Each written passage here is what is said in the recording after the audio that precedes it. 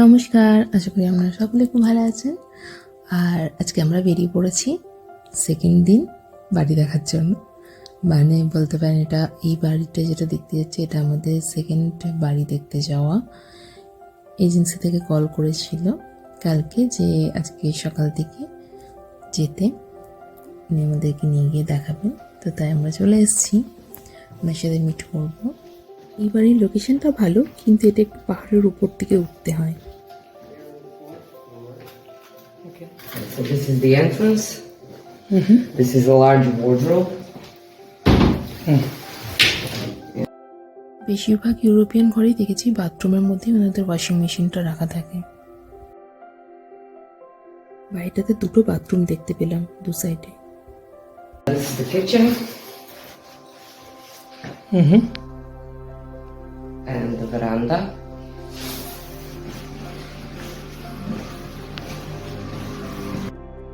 বাড়িটা খুবই স্পেশিয়াস, দুদিকে বেলকনি, দুটো বাথরুম, বেডরুমের সাথে লিভিং রুম, ডাইনিং রুম।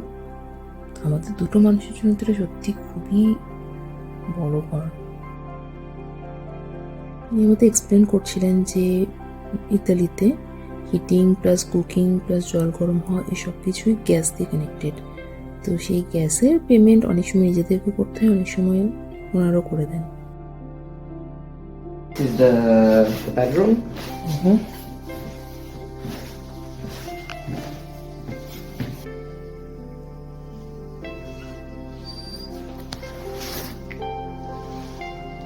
এটা ছিল living room plus dining space, যেটা খুবই খোলামেলা আর সুন্দর। This room is nice. And again the balcony. With the sea view. There's a bit of a sea view on the left-hand side. দেখতে পাচ্ছেন কি সুন্দর সি ভিউ দেখা যাচ্ছে বেলকনি থেকে, ওই যে দূরে। আসলে ঘরটা খুবই ভালো লেগেছিল আমার।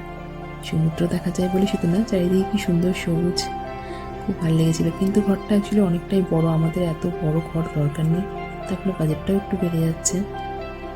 গ্যাস ইলেকট্রিসিটি সব বাদ দিয়েই প্রায় 650 ইউরো দাম ছিল। তো সব কিছু মিলিয়ে মোটামুটি 900 ইউরো 1000 ইউরোর কাছাকাছি পৌঁছে যেত হয়তো। আর এই বাড়িটার সাথে নিচে পার্কিং লট আর একটা সেলার অ্যাটাচ ছিল, তো সেটা ডিসাইড করতে পারবেন আপনি যে নেবেন কি নেবেন না। তো সব কিছু মিলিয়ে ঘরটা আমাদের ভালোই লেগেছিল। তো দেখা যাক আর কোনো বেটার অপশন পাই কি না। আজকে ব্লগটা এখানেই রাখলাম।